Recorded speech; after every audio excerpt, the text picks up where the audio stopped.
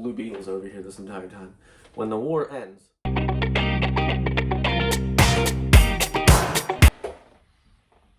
Hey, welcome back to Cayman's Comics.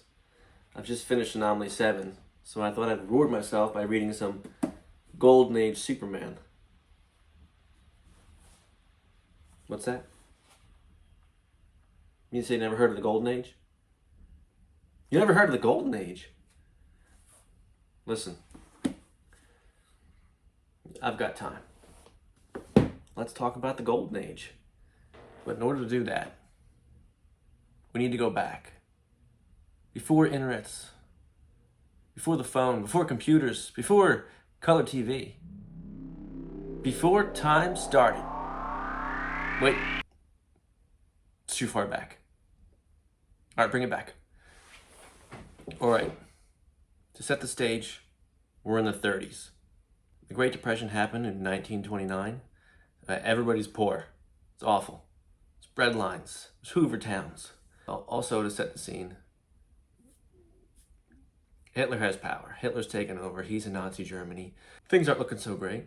The world is still remembering World War I, and now they're worried about this guy in Germany. A lot of U.S. history is tied in with comic books. That's just how it works. Now, for sure, there have been heroes prior to superheroes. You've had Zorro in like 1912, Lee Falk's The Phantom, you have the Shadow, but he's a radio character. So the year when the Golden Age starts is 1938. And it all starts with him, Superman, the first superhero. Faster than a speeding bullet, more powerful than a locomotive, able to leap tall buildings in a single bound. There he is. He's actually the first superhero to get his own book. See, this is Action Comics #1. There's Superman. But this is Superman #1. It's a big deal. Created by Jerry Siegel and Joe Shuster. Jerry Siegel's the writer, Joe Shuster's the artist. The sons of Jewish immigrants who got out of Europe before, everything went down. So they come to this new land, and it's sort of the Moses story. And even Kal-El is Hebrew for voice of God. So Superman takes off, and now superheroes are the hot item. So who follows up Superman? The following year, 1939, we get my favorite superhero, Batman, created by Bob Kane and Bill Finger. The thing to remember about this golden age of superheroes is that no one knows these things are going to take off and become what they've become today. So Bob Kane, he gets the rights to Batman, and he kind of cheats Bill Finger out of it. Now, this is Bob Kane's Batman. I know, I don't like it either. So Bill Finger is the artist, and he's the one who decided to give Batman, the cape, the cowl, the gloves, the dark colors. And he wouldn't get credited for a long time.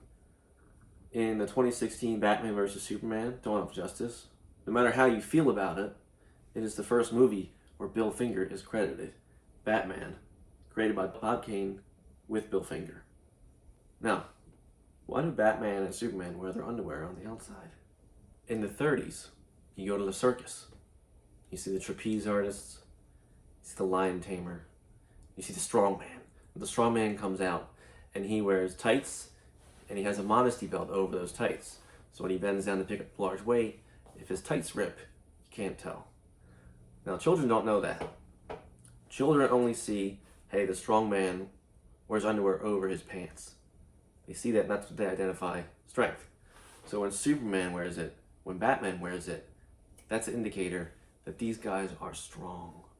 That's why you have to have the trunks. And for the trunks, let them keep their underwear. Plus, it's cool looking. And it's great color blocking. Another thing that happens in 1939, not as great as Batman, not nearly as great as Batman. World War II begins. That's right, Nazi Germany invades Poland, kicking off the Second Great War. Not only Europe is involved, America adopts sort of an isolationist mood about it.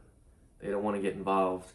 They get involved indirectly, but they don't want to put troops over there. Also in 1939, we have Timely Comics. Now this is before Marvel. Timely. Timely is going to eventually morph into Marvel. Stan Lee's not there yet. Stan Lee's a child right now. I think he's working in the mailroom. But we get Human Torch, not Johnny. This is a robot Human Torch. And we get Namor the Submariner. That's who they have at Timely. Now we move into 1940. 1940 is a good year for superheroes. So we're going to get, on the DC side, we get Flash, Jay Garrick Flash. He has the helmet with the wings of Mercury. And we get Alan Scott, Green Lantern. Now he's not part of the Green Lantern Corps. They're not space-oriented at this point. His ring is magic. His weakness is wood. It's not yellow. We're also going to get Joe Simon and Jack Kirby's Captain America. Now remember, this is 1940. America is not in the war.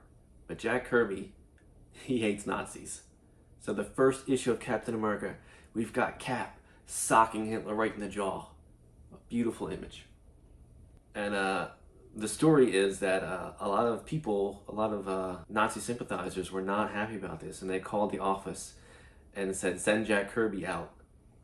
And Jack Kirby went out to go fight them. That's why he's the king.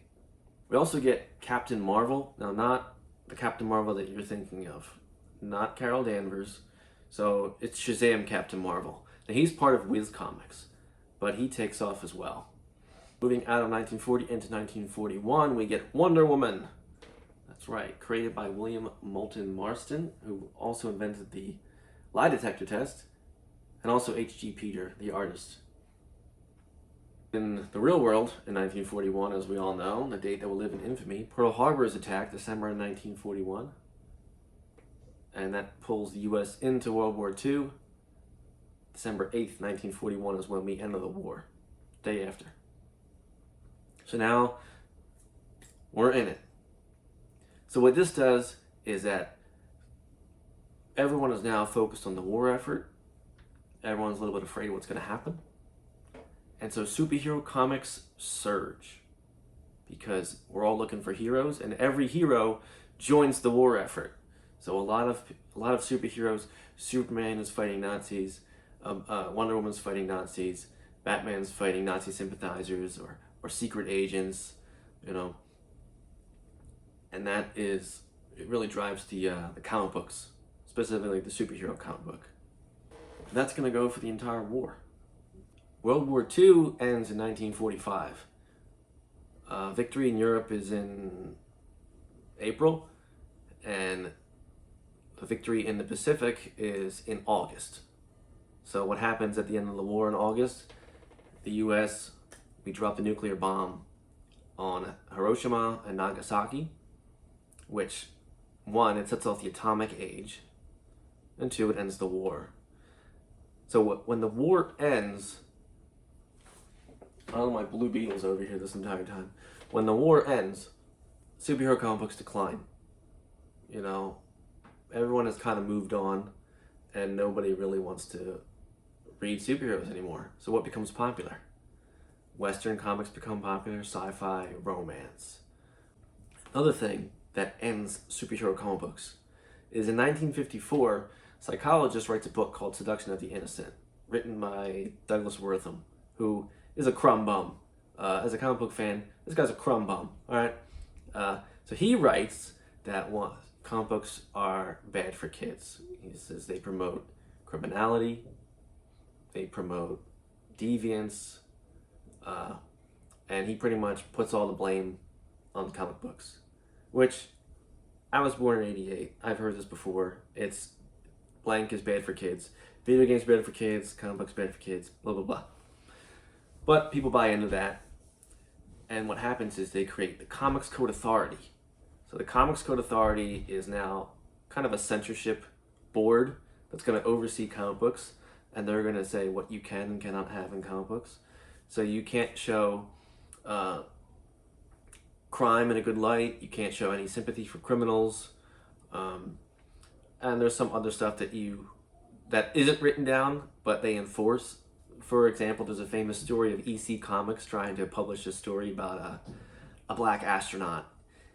He goes to a different world and he has to solve their race war between the blue and the red aliens.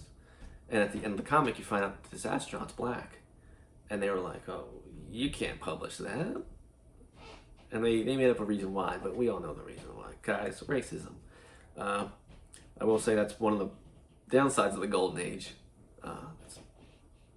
It's pretty white. So, the end of the war, tastes have changed, and then the Seduction of the Innocent book comes out, puts the nail in the coffin of superhero comics, and the Golden Age of comic books is over. That was pretty succinct. Here's my timeline. 1938 to 1955. So what happens next? Well, what happens next is the Silver Age. But I don't have all night. I hope you've enjoyed this little rant, history lesson about comic books. Until next time, keep making comics.